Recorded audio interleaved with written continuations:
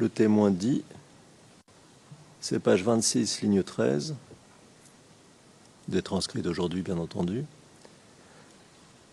En réponse à ma question, je crois que c'était les réfugiés libériens qui ont fui pendant la chute de Samuel Doe. C'est ce que Mao nous disait quelquefois.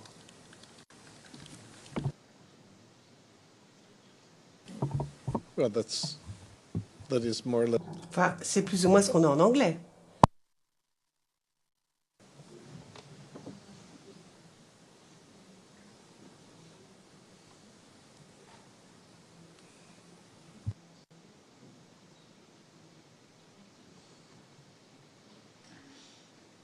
En fait, Monsieur le Président, vous avez tout à fait raison, mais quand vous avez posé la question, ce n'était pas transcrit, ce que je viens de lire. C'est parce que vous avez posé la question qu'il y a eu une nouvelle réponse qui était la même et que maintenant c'est transcrit.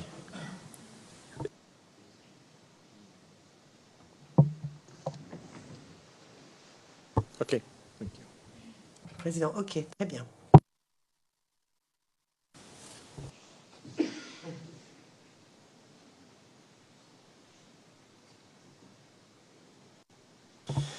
Est-ce que vous savez, monsieur, quand est tombé Samuel Doe?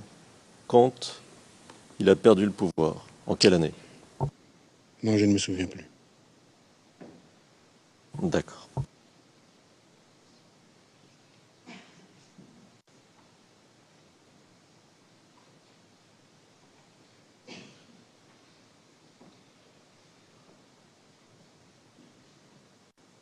Ces Libériens qui avaient fui et qui étaient en Côte d'Ivoire, qui avaient fui depuis longtemps, depuis la chute de Samuel Doe, et qui étaient en Côte d'Ivoire, de quelle ethnie étaient-ils, si vous le savez?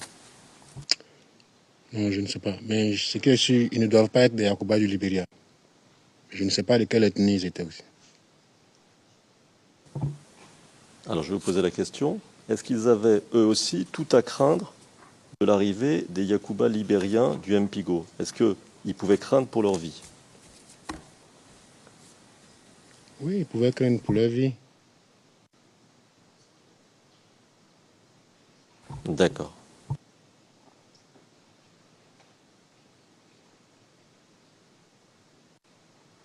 Alors je vais passer à autre chose. Vous nous avez dit hier, vous nous avez raconté l'incident de la cathédrale, Oui. et vous nous avez dit avoir essayé, vous et d'autres, d'occuper la cathédrale une seconde fois. Oui. C'est ça? Et vous nous avez précisé, je vais vous citer, c'est page 66 des transcrits français d'hier, ligne 23 à 25. On a prévu de faire grève de la faim. Je cite, hein, on a prévu de faire grève de la faim. Il y a les éléments de la CRS qui nous ont demandé de libérer les lieux. Fin de citation. Donc, vous avez libéré les lieux, mais ma question, comment s'est passée l'évacuation?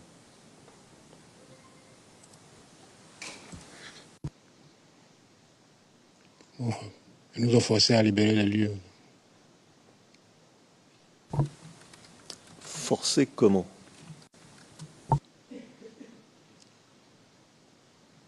Avec des chicottes.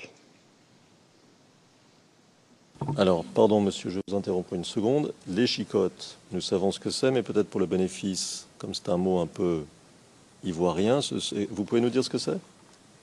Trouver un autre mot pour un synonyme? Bon, les ceinturons, ce qu'ils avaient comme des ceinturons, des accessoires pour parer à des trucs pour parer à des émeutes, les ceinturons, c'est tout quoi. Est-ce que vous voulez parler de matraque? Voilà. D'accord. Est-ce qu'ils vous donnaient des coups de matraque? Bon, il y en a qui ont reçu, il y en a qui sont sortis sans avoir reçu un coup. D'accord. Est-ce que vous avez été gazé? Est-ce que vous avez reçu des gaz lacrymogènes? Oui. D'accord.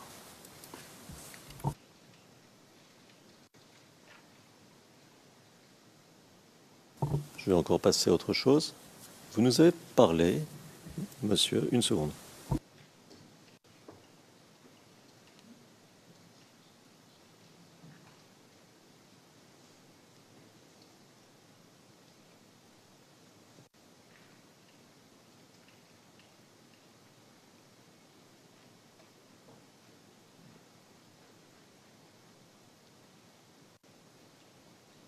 Alors, monsieur, pardon.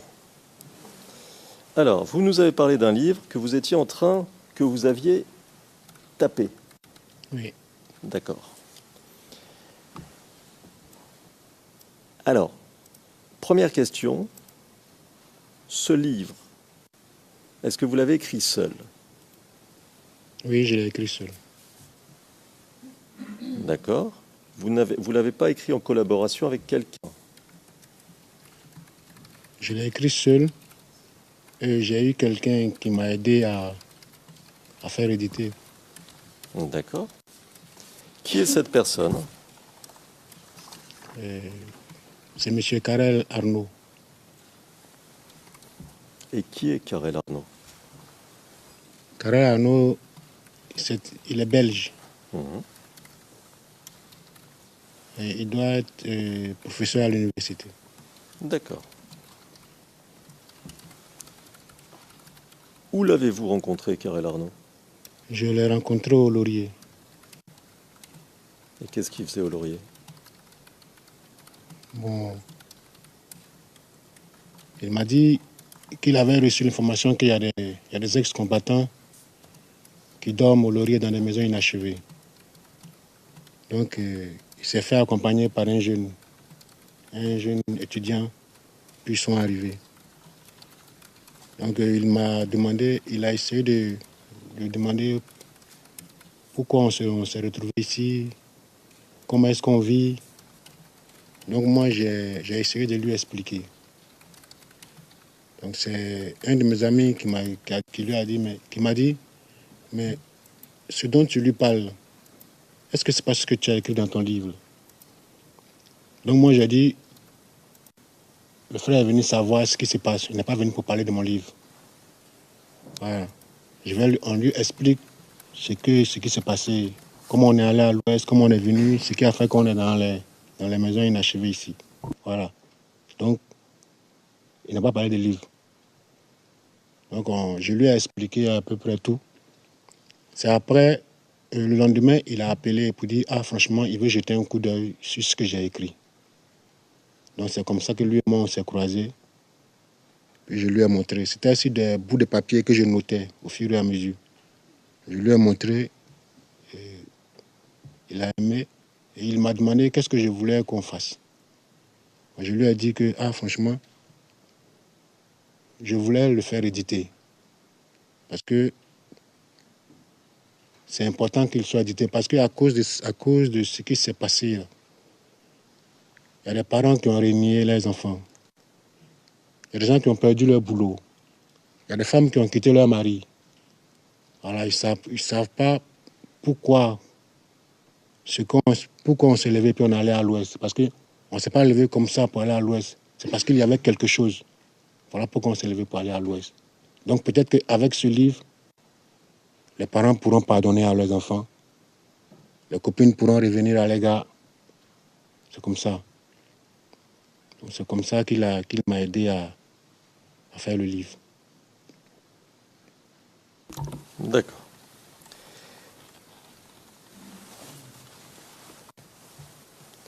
Vous a-t-il donné de l'argent, Karel Arnaud? Karel me donnait de l'argent. Même une fois, même, au départ, quand on a commencé, je lui ai dit, ah, mon grand, franchement, le livre m'importe beaucoup. Donc, affaire d'argent. Il dit, mon petit, tu ne travailles pas, tu n'as rien.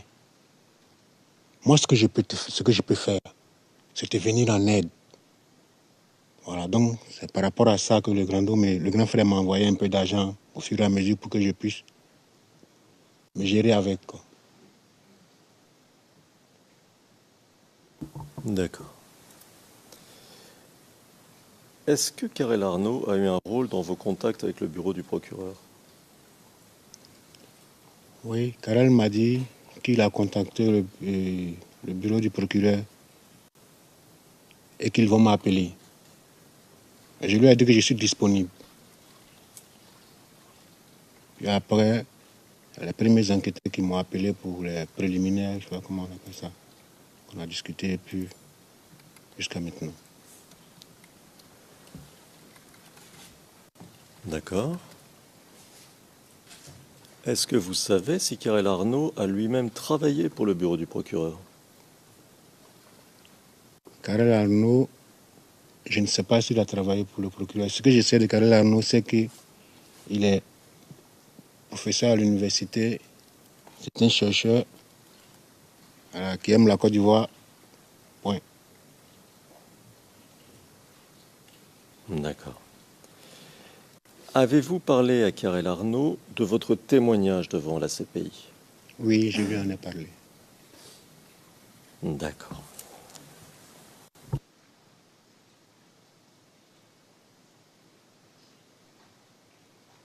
De quand date votre première rencontre avec les enquêteurs du bureau du procureur?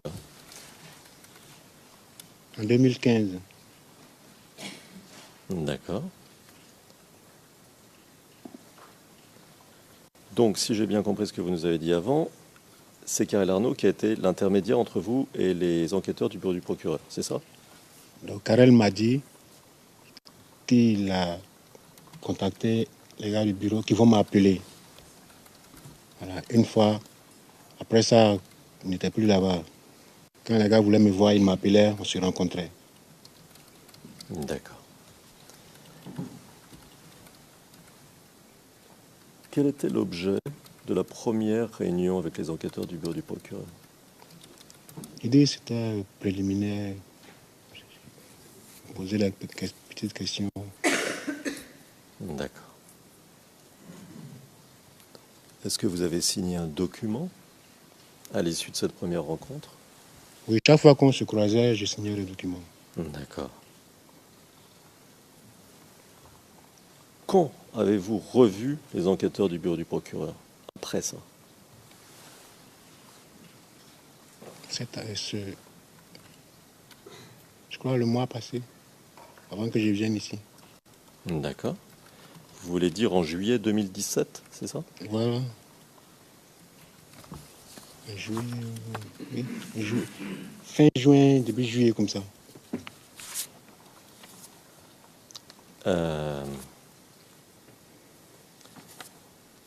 Je vais vous demander qui était présent, mais je ne vais pas vous demander de nom. Vous pouvez me dire un premier enquêteur du bureau du procureur, un second enquêteur, et puis s'il y a d'autres personnes présentes, dites-moi. Par exemple, un traducteur, par exemple, Karel Arnaud s'il était là, ou quelqu'un d'autre. Dites-moi, mais ne dites pas les noms, d'accord? Bon, Karel n'était pas là, il y avait... D'abord, j'ai croisé deux personnes. Après, j'ai croisé un homme et une femme. Après encore, j'ai croisé un homme et une femme. Dernièrement, j'ai croisé un homme et puis une femme.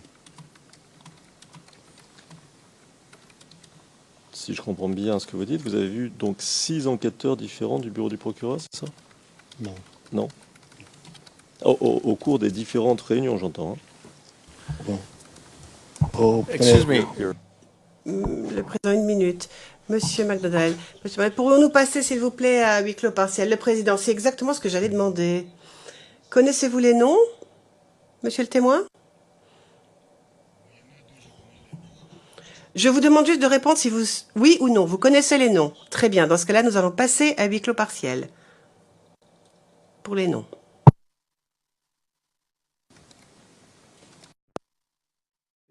Vérifiez dedans. Nous sommes en audience publique, monsieur le président. Le président, merci. Maître Altit, c'est à vous. Président.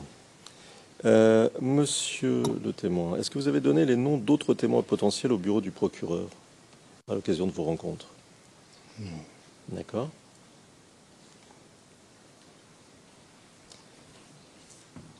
Est-ce que les représentants du bureau du procureur vous ont fait des promesses pour vous encourager à coopérer avec ce bureau?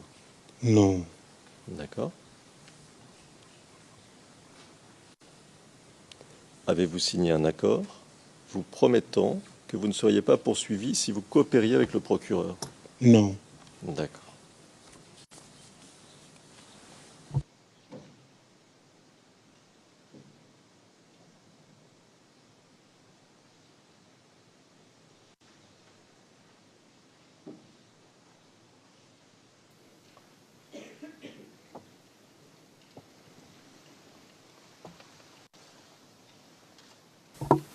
Monsieur le Président, Madame, Monsieur, je crois que j'en ai terminé. Et Monsieur le témoin, je vous remercie de votre obligeance et d'avoir bien voulu répondre de manière aussi précise à mes questions. Merci à vous, maître. Thank you, Maître Altit. Merci, Maître Altit. Oui, j'avais raison hier de vous donner la parole pendant 20 minutes. Sinon, on n'aurait pas pu prendre une pause anticipée. Mais nous allons pouvoir le faire. Parce que je pense qu'il ne sert à rien de travailler 10 minutes avant la pause. Donc, nous allons faire la pause maintenant et nous reprendrons à 11h30 pour l'interrogatoire de la défense de M. Blégoudet. La séance est levée pour l'instant.